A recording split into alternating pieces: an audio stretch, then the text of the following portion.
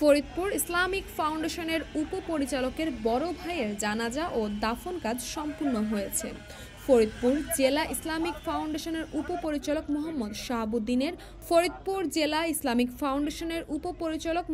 শাহাবুদ্দিনের বড় ভাই মোহাম্মদ মাহবুব হোসেনের জানাজা ও দাফন কাজ সম্পূর্ণ হয়েছে।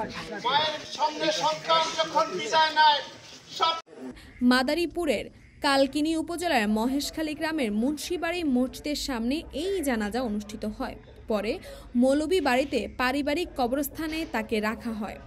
এ সময় ফরিদপুর ইসলামিক ফাউন্ডেশনের উপপরিচালক মোহাম্মদ শাহাবুদ্দিন, ইসলামিক সংস্কৃতি কেন্দ্রের ইমাম হাফেজ মুফতি তাবিবুর রহমান, সদর উপজেলার মডেল মসজিদ ও সংস্কৃতি কেন্দ্রের ইমাম হাফেজ মাওলানা কাজী এমদাদুল হক, ফরিদপুর জেলার দারুল আরকাম ইবতেদায়ী মাদ্রাসার শিক্ষকগণ, মরহুমের আত্মীয় স্বজন, স্থানীয় ওলামায়ে কেরাম, বিভিন্ন স্থান থেকে আসা আলেম ও ওলামাগণ সহ এলাকাবাসী উপস্থিত ছিলেন।